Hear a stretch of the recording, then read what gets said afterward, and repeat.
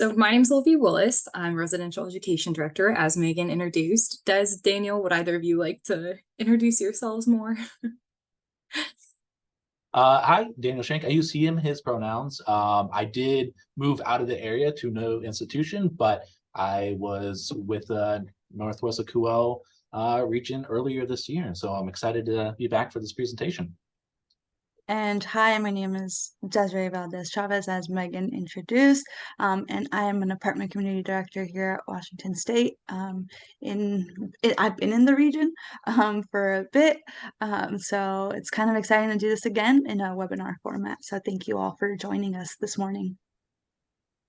Awesome. Before you, sorry, Olivia, so I'm going to put into the chat the work booklet that we utilized when we do this in person. The format of the booklet is going to be a little weird because it's meant to be printed out and folded and all that stuff.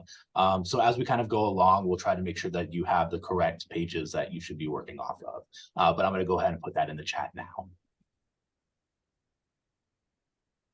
Okay, so we're going to be talking about finding your confidence as a professional and understanding imposter syndrome. So our learning objectives today, we hope that you can learn what imposter syndrome is and how prevalent it is in the world around us. And then, as Daniel mentioned, we're going to be doing some self-assessments, and you'll be able to recognize how imposter syndrome has shown up in your own professional lives. And then we're going to talk about using a growth mindset to minimize the impacts that imposter syndrome has on you. So we're going to start with the questionnaire. And so this is going to be in the booklet that Daniel put in the chat. And you are going to go through the questions and circle the number that indicates how true the statement is for you. So maybe just make note of it on a separate document or something, or download the PDF and mark it, whatever is easiest for you there. And then we want you to give the first response that enters your mind rather than sitting and dwelling on each statement and thinking about it over and over. We want that first initial thought. And then we're going to give you a few minutes to go through that. Yeah, so when you go into that PDF, the first part of that is on page 4, and it's underneath the part that says Clance Imposter. And then the second half of that page is on the last page, which will say Phenomenon Scale. So those two are the things that kind of go together to work off of.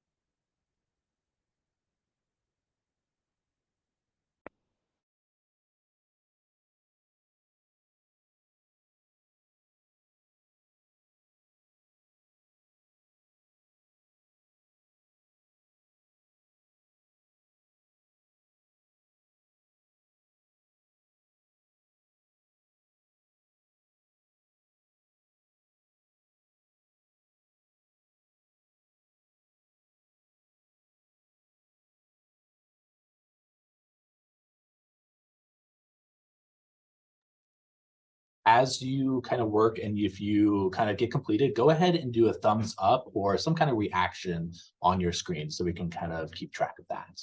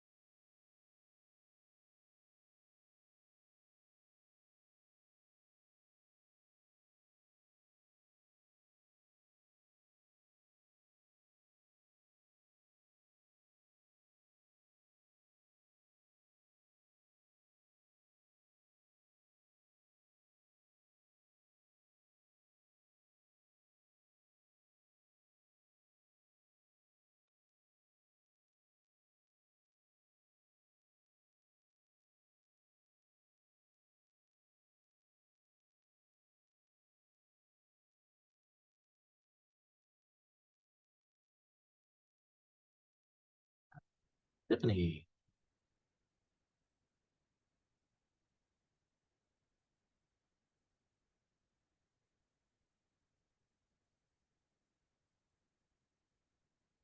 All right. Megan looks good. Okay, awesome. Matthew, perfect.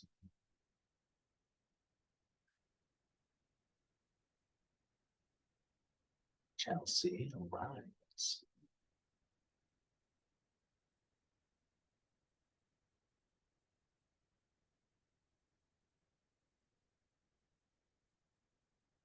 Sonora, okay. Rob, perfect. Tiffany, are you able to see the booklet that we kind of put in the chat? I'm not sure if things continue to show for everybody.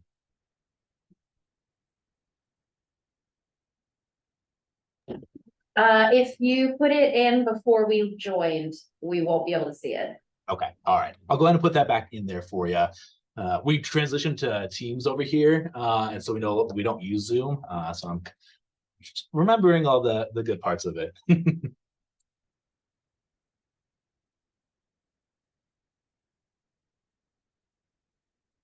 Awesome. All right. So Tiffany, they were just working on the kind of scoring sheet aspect of it. I know you were with us in the annual conference, but if you want to kind of work on that as we kind of go through,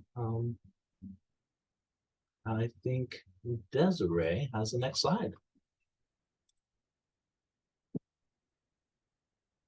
So I know that maybe you have already scored. So here we're going to score our questionnaire if we haven't already. If you have scored a less than 40, this means you experience few imposter syndrome characteristics. And then if you have scored between 41 and 60, you experience moderate imposter syndrome characteristics. And if you score between 61 and 80, you frequently experience imposter syndrome characteristics. And then higher than 80, you often experience intense imposter syndrome characteristics. If anyone would like to share, like whether or not they were surprised by their score, you can let us know, because this is a pretty wide range. And then here in the group, I know there's different levels of where we start are in our position, where we are in our position. So like some of us are entry levels and some of us are potentially mid-level, so that can vary, right? So thinking about where we are, and yeah. Does anyone 73, 73, 68? Okay. So we're pretty high up there from the folks who have shared. We frequently are experiencing imposter syndrome in our work and in our day-to-day. Thank you all for sharing. Next, Rob, you go. Great confidence. But still moderate, right? Like there's still some imposter syndrome characteristics being shown based off our results. Anyone want to continue sharing before we move on to the next slide? Or even if you want to unmute and kind of like share maybe like one of the bigger aspects of imposter syndrome that you're kind of facing. I know, Sonora, you said that you were starting a new job. Let's see, Matthew, you just raised your hands. Yeah.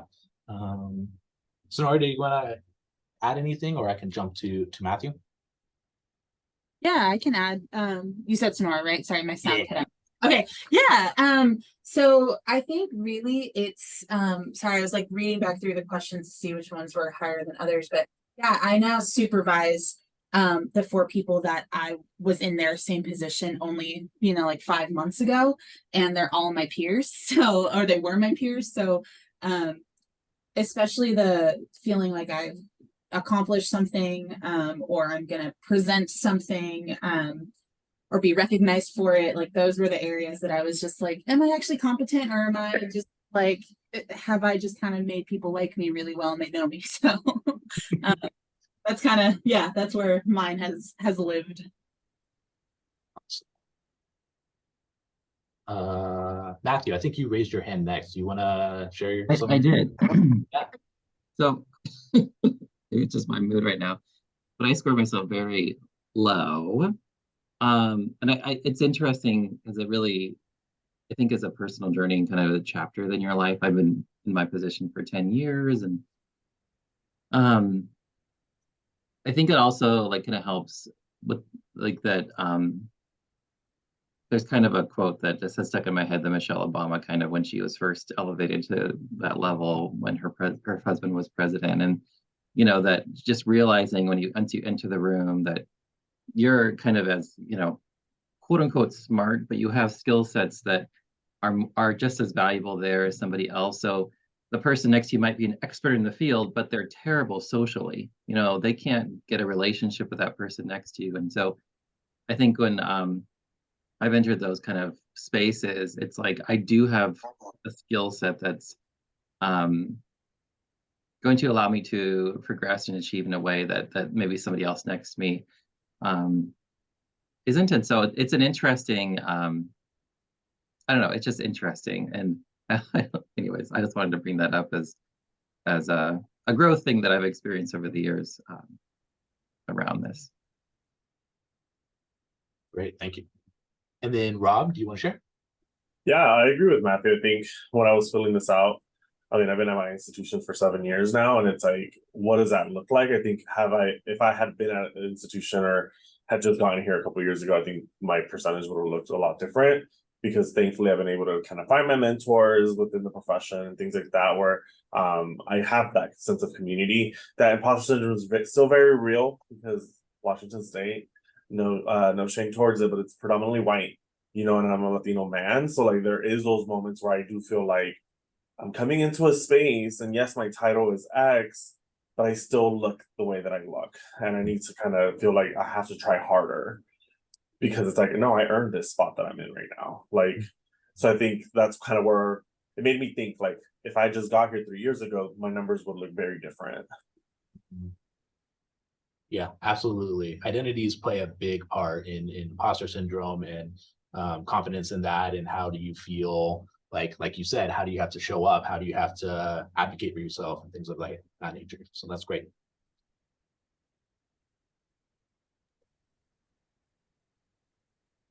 Anything else that this conversation has inspired out of anyone? All right. So we're gonna watch a short clip, and then we'll talk about this one as well. Can everyone hear it? You can't hear it? No. Okay. Let me troubleshoot this real quick. If you go into the Zoom settings, there's one that says use audio from computer. I think it's what it says. I'm not sharing, so I don't see it right now. I know also if you unshare and then reshare, usually there's like a little checkbox that'll say like share. I don't know what it says now. Let's see, share sound at the bottom of the share screen. Oh yes, awesome. Thank you all. It might work. Let's see. There we go. That good? Even after writing 11 books and winning several prestigious awards, Maya Angelou couldn't escape the nagging doubt that she hadn't really earned her accomplishments. Albert Einstein experienced something similar. He described himself as an involuntary swindler whose work didn't deserve as much attention as it had received. Accomplishments at the level of Angelou's or Einstein's are rare, but their feeling of fraudulence is extremely common. Why can't so many of us shake feelings that we haven't earned our accomplishments, or that our ideas and skills aren't worthy of others' attention? Psychologist Pauline Rose Clance was the first to study this unwarranted sense of insecurity. In her work as a therapist, she noticed many of her undergraduate patients shared a concern. Though they had high grades, they didn't believe they deserved their spots at the university. Some even believed their acceptance had been an admissions error. While Clance knew these fears were unfounded, she could also remember feeling the exact same way in graduate school. She and her patients experience something that goes by a number of names: imposter phenomenon, imposter experience, and imposter syndrome. Together with colleague Suzanne Imes, Clance first studied imposterism in female college students and faculty. Their work established pervasive feelings of fraudulence in this group. Since that first study, the same thing has been established across gender, race, age, and a huge range of occupations, though it may be more prevalent and disproportionately affect the experiences of underrepresented or disadvantaged groups. To call it a syndrome is to downplay how universal it is. It's not a disease or an abnormality, and it isn't necessarily tied to depression, anxiety, or self-esteem. Where do these feelings of fraudulence come from? People who are highly skilled or accomplished tend to think others are just as skilled. This can spiral into feelings that they don't deserve accolades and opportunities over other people. And as Angelou and Einstein experienced, there's often no threshold of accomplishment that puts these feelings to rest. Feelings of imposterism aren't restricted to highly skilled individuals either. Everyone is susceptible to a phenomenon known as pluralistic ignorance, where we each doubt ourselves privately, but believe we're alone in thinking that way because no one else voices their doubts. Since it's tough to really know how hard our peers work, how difficult they find certain tasks, or how much they doubt themselves, there's no easy way to dismiss feelings that we're less capable than the people around us. Intense feelings of imposterism can prevent people from sharing their great ideas or applying for jobs and programs where they'd excel. At least so far, the most surefire way to combat imposter syndrome is to talk about it. Many people suffering from imposter syndrome are afraid that if they ask about their performance, their fears will be confirmed. And even when they receive positive feedback, it often fails to ease feelings of fraudulence. But on the other hand, hearing that an advisor or mentor has experienced feelings of imposterism can help relieve those feelings. The same goes for peers. Even simply finding out there's a term for these feelings can be an incredible relief. Once you're aware of the phenomenon, you can combat your own imposter syndrome by collecting and revisiting positive feedback. One scientist who kept blaming herself for problems in her lab started to document the causes every time something went wrong. Eventually, she realized most of the problems came from equipment failure and came to recognize her own competence. We may never be able to banish these feelings entirely, but we can have open conversations about academic or professional challenges. With increasing awareness of how common these experiences are, perhaps we can feel freer to be frank about our feelings and build confidence in some simple truths. You have talent, you are capable, and you belong. Everyone can use a little extra kick. All right. So with watching the video, is there anything from this short clip that resonated with anyone, or that they learned something new from the video that maybe they hadn't seen or heard of before?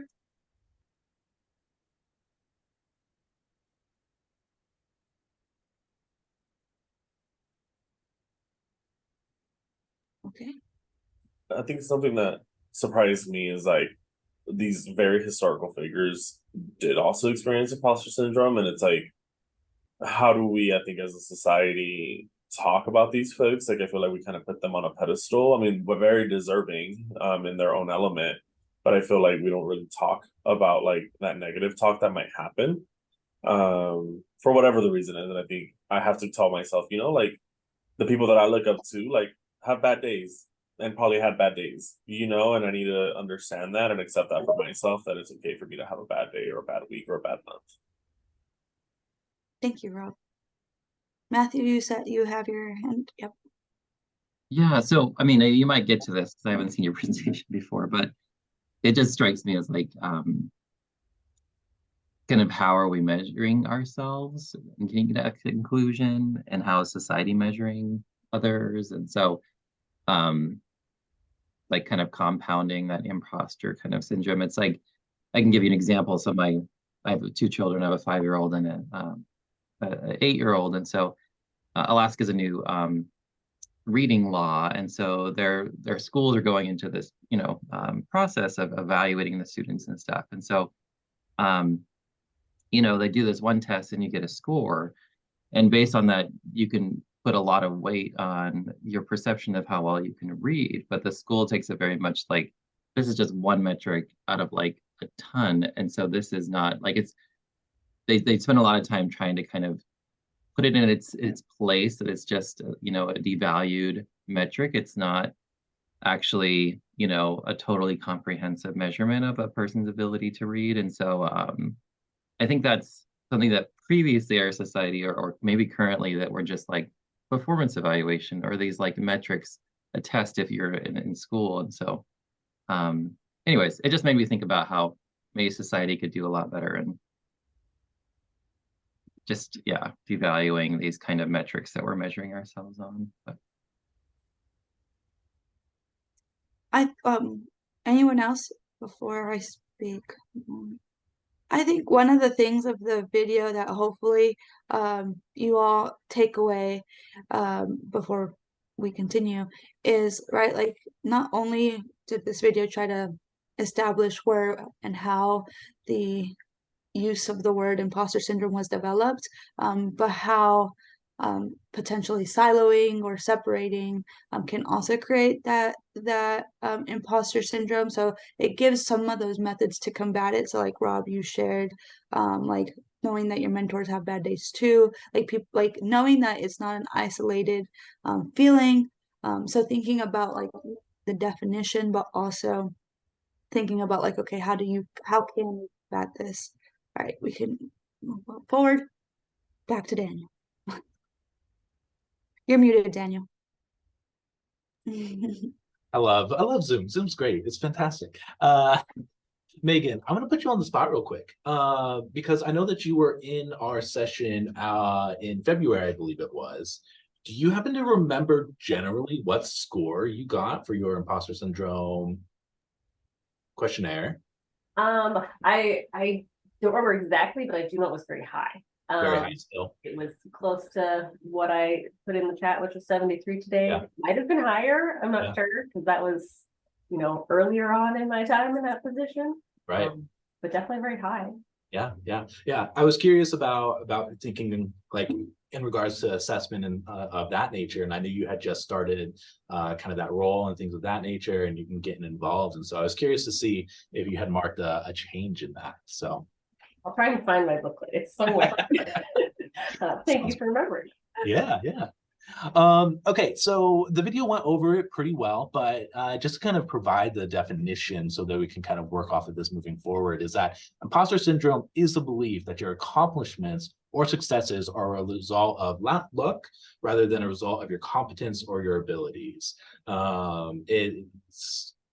It's easy to kind of when you're feeling imposter syndrome, kind of be like, oh, I lucked into this. I know I was thinking about this with my whole job search process, my entire time in higher ed. I was like, oh, all these opportunities kind of just fell into me, or fell into my lap, and I kind of just happened to take advantage of it, rather than being like, well, no, you have the skills, you have the abilities. Like those opportunities came to you because you were ready for them, because you were in a good spot to kind of take those. And so, yeah.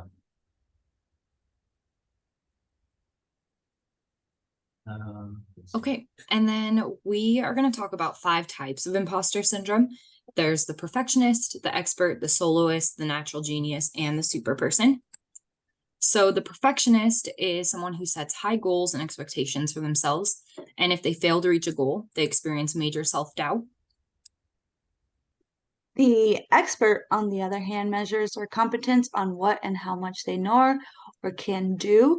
So believing they will never know enough, and they fear being exposed and inexperienced or unknowledgeable. So it's a very big feeling of continuing and working more and doing more, and becoming an expert in that area. Whereas the soloist feels as though asking for help reveals their phoniness.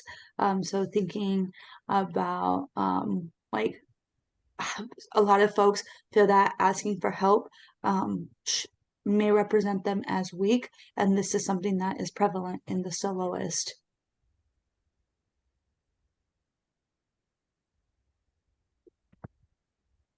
Okay, so the next one is the natural genius. So they believe that they need to be a natural genius at whatever they're doing. And they kind of judge their competence based on the ease and speed as opposed to their efforts. And so this could be somebody that may feel like they've been in the field for a long time and like, I should just be good at this. I should just be natural at this point, or kind of based off all around their specific interests and things of that nature of like, oh, I should be able to do this. And then when they can't do it, of like, oh, maybe I shouldn't be in this role, or maybe I shouldn't be able to do that. And they kind of, like it says, judge their competence based off of their ability to do it and the ease of that. And then the other one is the super person. So convince their phonies amongst real deal colleagues. These are people that will push themselves to work harder and harder to measure up. These are the people that often stay after hours longer than they might need to, trying to get ahead or do 110,000% on something just to make sure that they're seen, or make sure that they feel like they're seen on equal footing of their peers, and things of that nature, which I kind of mentioned this in the past, is often in play with the identities that that individual might hold within that space or within that career field. Okay, and then we have a share out activity. And since we're kind of a small group, we can just share as a group rather than with a partner. And some of these you've already touched on, but have you ever felt imposter syndrome in a leadership role? And if you did, what symptoms, feelings did you experience? And what specifically helped you feel more confident? Does anyone have something they would like to share that falls into these?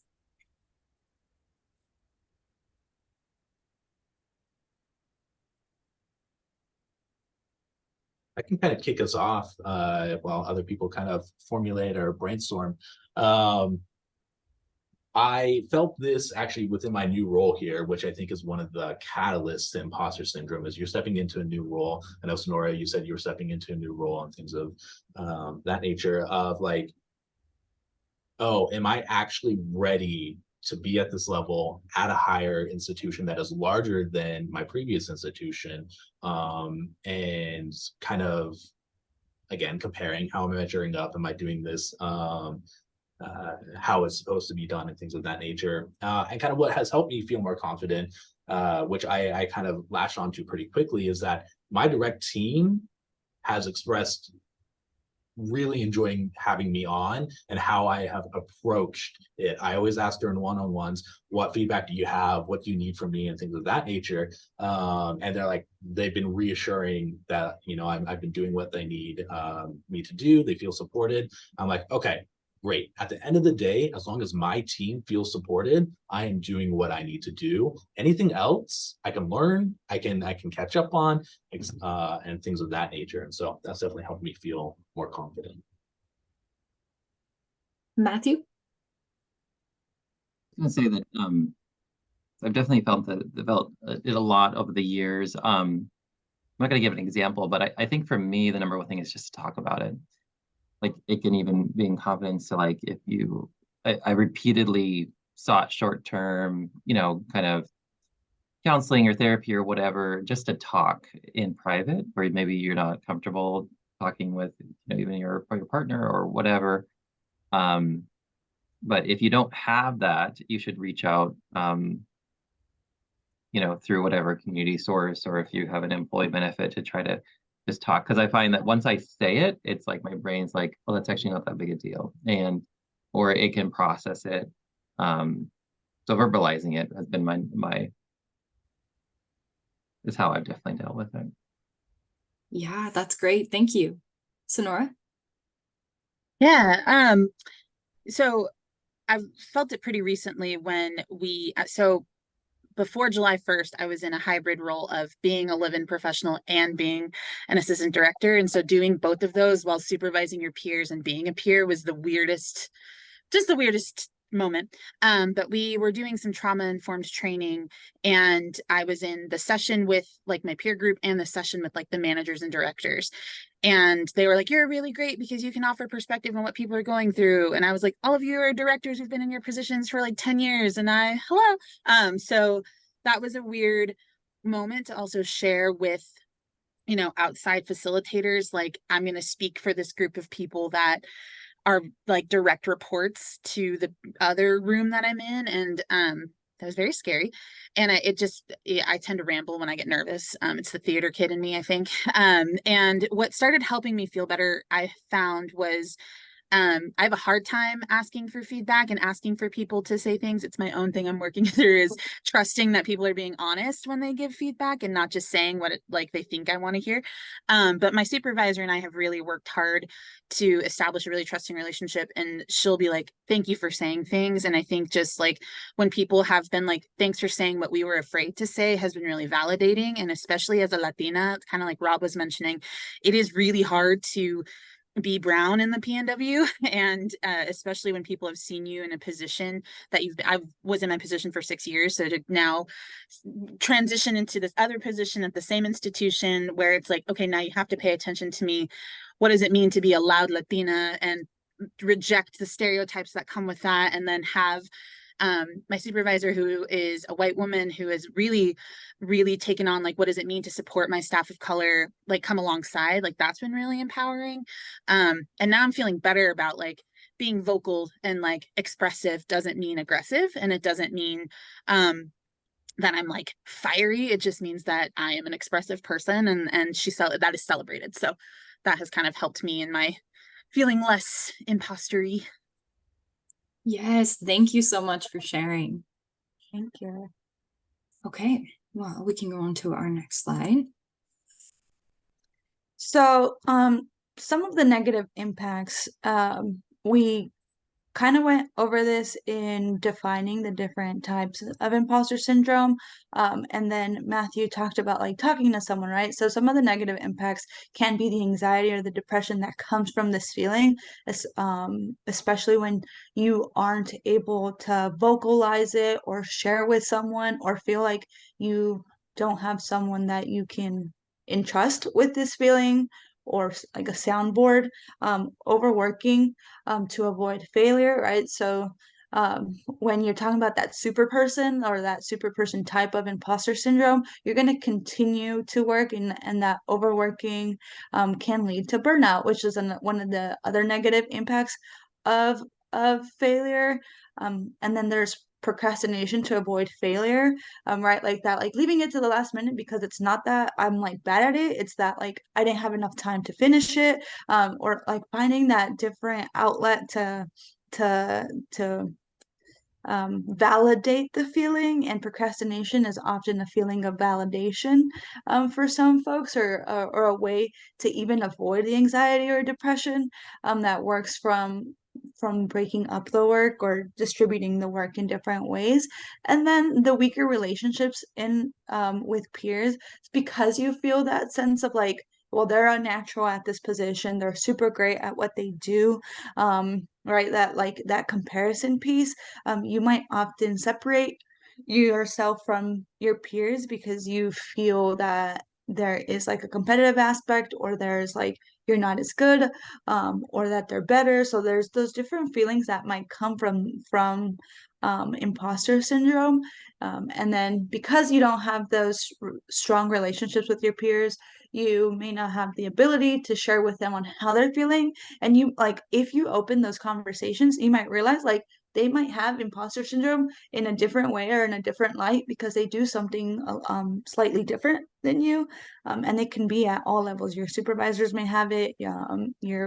If you're supervising folks, the people you supervise may have it. And the way that shows up might show up differently. So being aware of the negative impacts can help us better support the people we work with or the people we supervise, for those of us who supervise individuals, in combating imposter syndrome.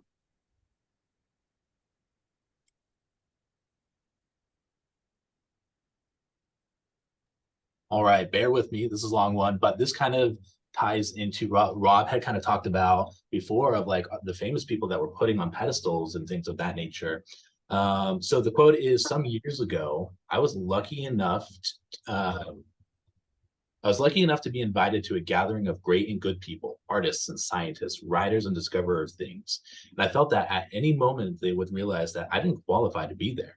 among these people who had done really great things. On my second or third night there, I was standing at the back of the hall while a musical entertainment happened, and I started talking to a very nice, polite, elderly gentleman about several things, including our shared first name. And then he pointed to the hall of people and said words to the effect of, I just look at all of these people and I think, what the heck am I doing here? They've made amazing things. I just went where I was sent. And I said, yes, but you were the first man on the moon. I think that counts for something. And I felt a bit better because if Neil Armstrong felt like an imposter, maybe everybody did. Maybe there weren't any grown-ups, only people who had worked hard and also got lucky and were slightly out of their depths, all of us doing the best job we could, which is all we can really hope for. And that was Neil Gaiman. So an author that was writing amazing stories, felt it. Neil Armstrong, the first man on the moon, felt it. And so again, coming back to what Rob said of like, how are we measuring people? How is society measuring people? How are we putting people on pedestals? And how does that kind of compound that imposter syndrome feeling, or like, I don't really belong here, or I'm just kind of doing whatever type of thing. So I think it's humbling and relatable that even these great people feel what we feel. Different ways, sure, but it's the same in certain regards. So. Okay, and then we've touched on some of these things. Some of you brought them up while you were sharing earlier, but how can we shift our mindsets so that we can still do good at our jobs and not experience as much imposter syndrome? Talk to your mentors, share what you're going through, how you're feeling, and likely they've experienced it too, and they can reassure you, or they can share their experience and how they overcame it. And then advocate for yourself, advocate for what you need from your mentors, from your peers. If you need your mentor to share some positive words of affirmation with you, tell them that and see if they can help you. Recognize your expertise. Maybe you really struggle at one thing, but you're not an expert in that. You're an expert in something else. And so you shouldn't focus on the weakness there. And that ties into the next one of remember what you do well, of focus on the things that you are great at and remember those when you're struggling with other tasks. And then realize no one is perfect. Everybody makes mistakes. It doesn't mean you suck at your job or that you're a failure. You can embrace them and learn from them and grow from them. And then change your thinking. We're going to talk a little more about this on the next slide, but really focus on having a growth mindset and think about that the failures don't define you. We're here to grow. We're here to learn. And then, as Matthew mentioned, talk to a therapist. It can be so helpful to sit down and talk to someone who is focused on you for an hour and just listens to you and your day and what you're going through. And that can be very helpful. Are there any other strategies that people have used that we didn't touch on that you want to highlight?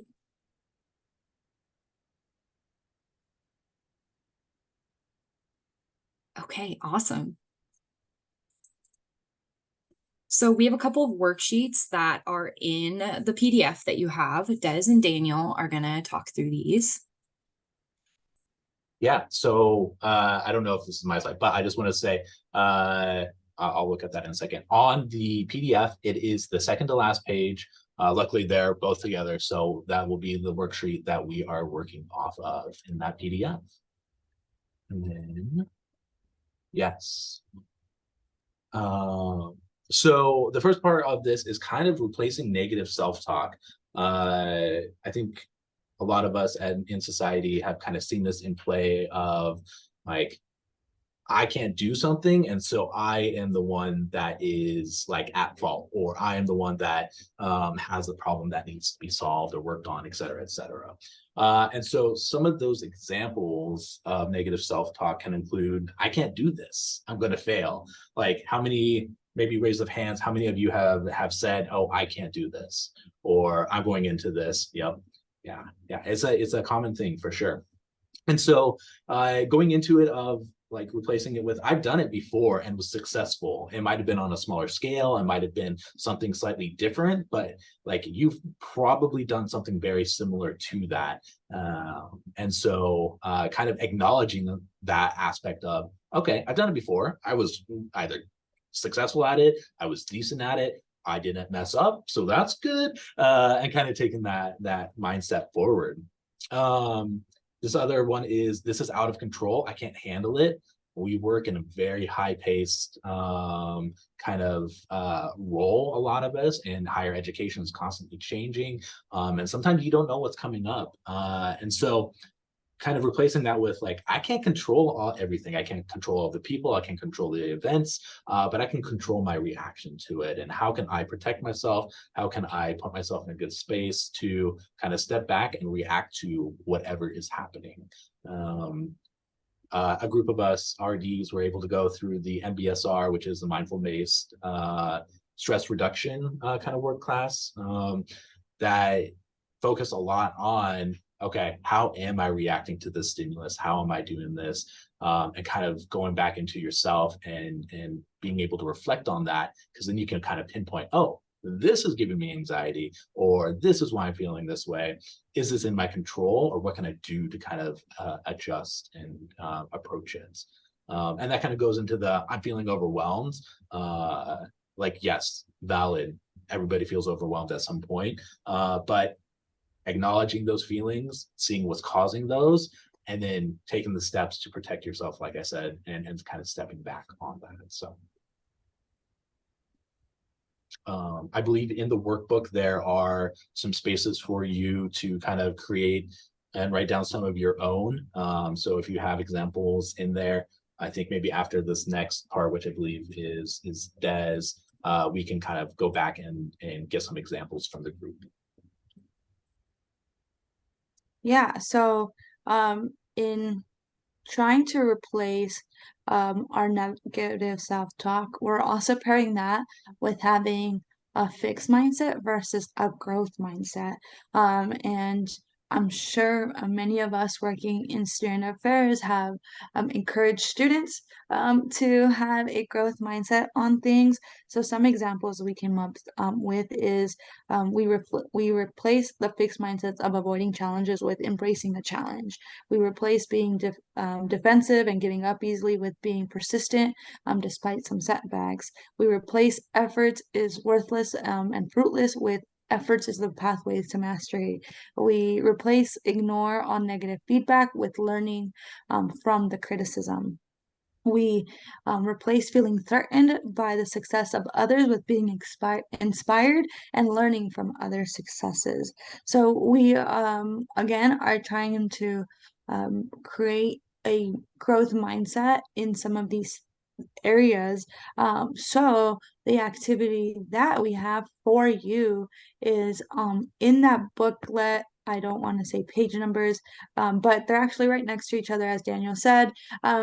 We want you to come up with some of your own examples of both negative self-talk and fixed mindsets, and we want you to replace that with positive self-talk and with a growth mindset. And then we'll give you all like 3 to 4 minutes to do that, or actually give a thumbs up when you're ready to come back to the group, and then we'll have a discussion on what are some examples of some fixed mindset that we might have, or some negative self-talk that we might have, and how may we replace that fixed mindset and a negative self-talk.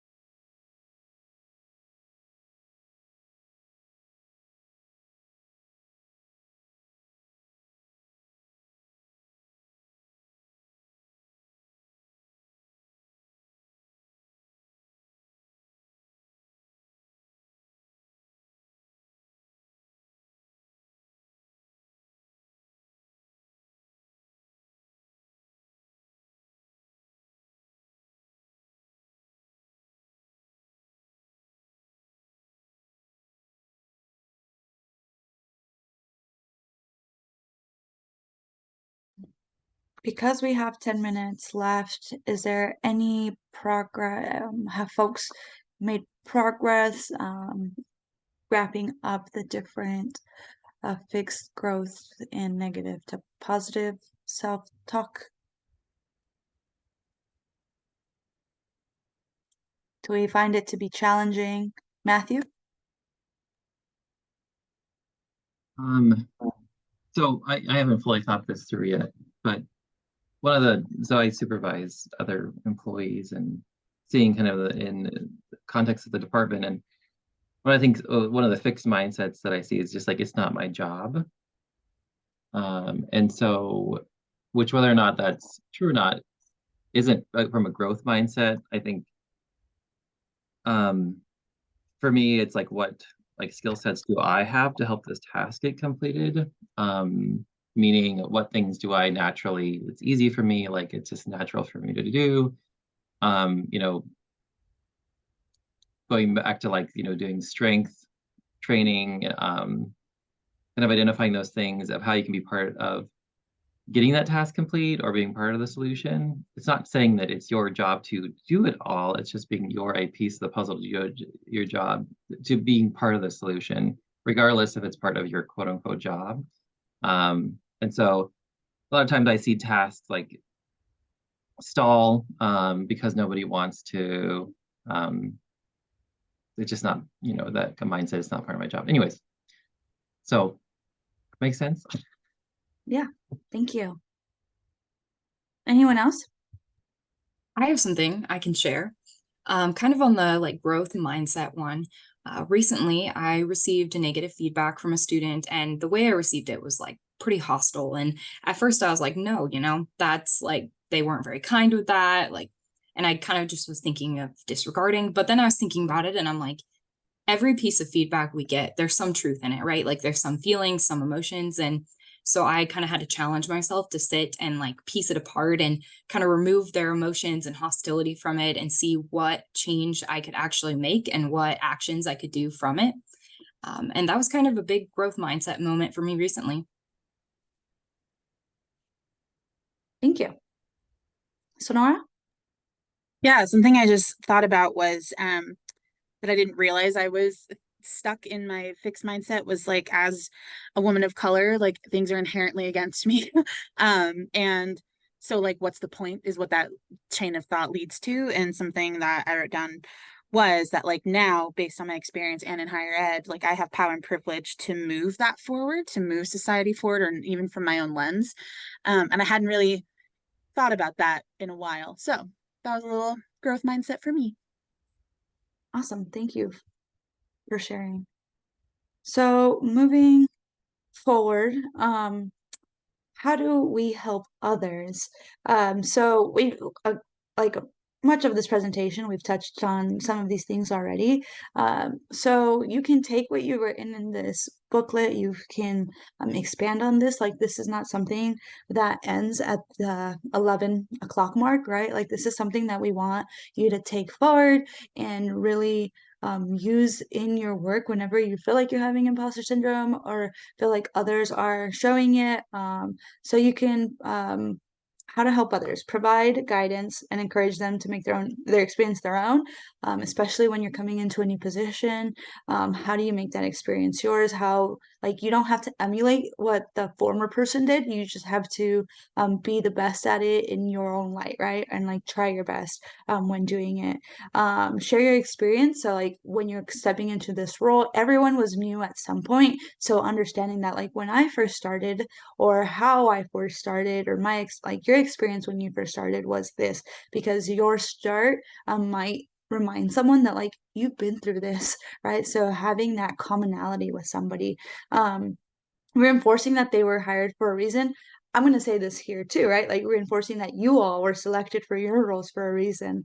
So believing that like the selection process in all of our jobs and in many jobs and in many industries is not an easy one, right? So understanding that you were hired for a reason can help both you and them understand that they belong, and belonging is hard when you're facing imposter syndrome. Listen and be supporting and help them minimize that negativity, right? So if someone says, really suck at my job, right? Like, question that, combat that with like, why do you suck, or like, why do you think you suck, and like really having them flip the script, and writing their own positive and growth mindsets.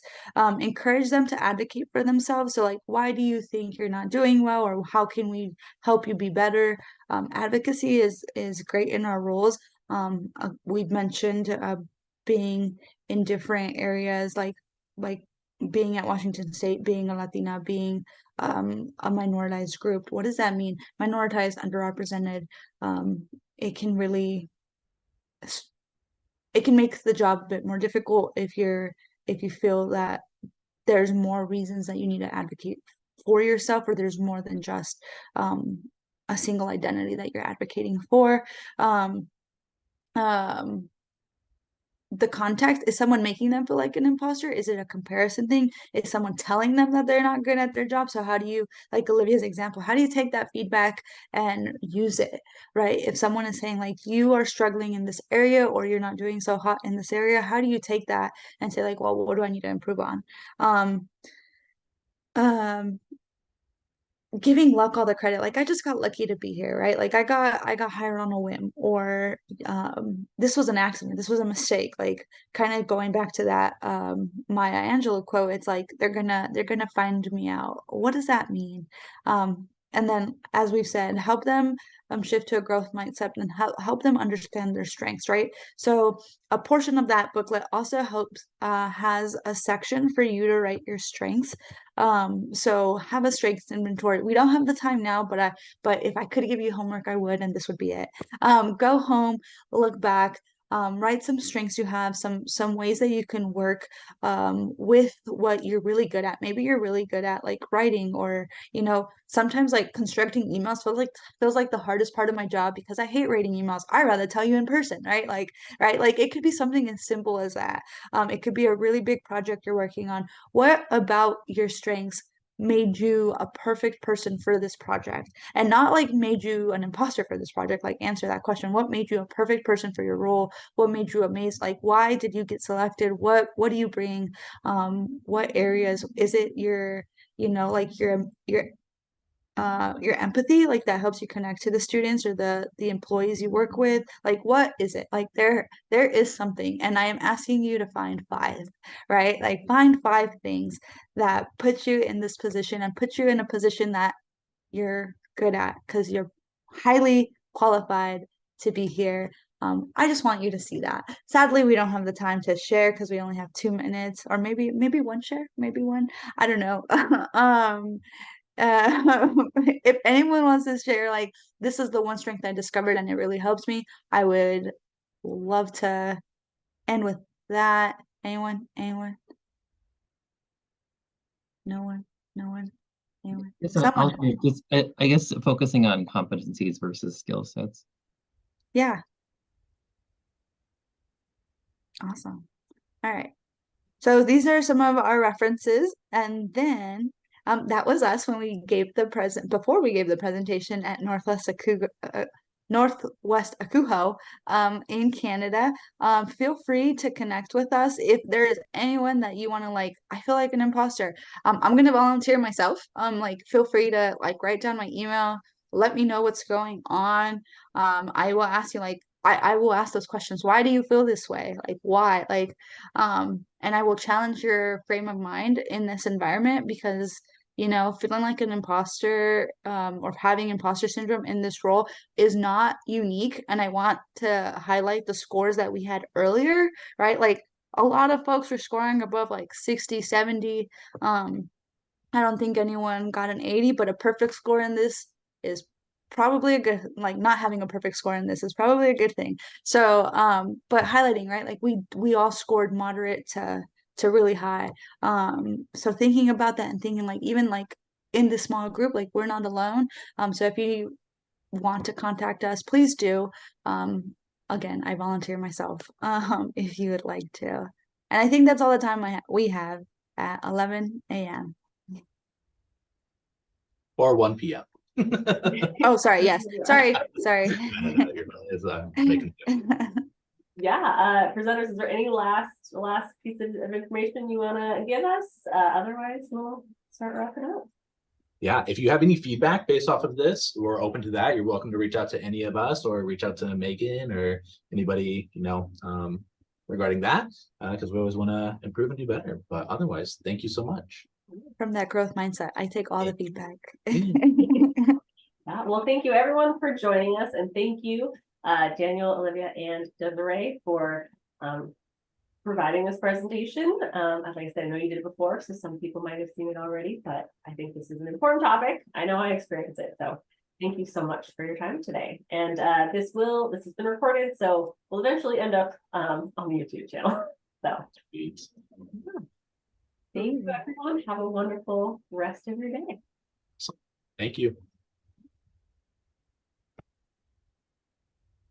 Yay.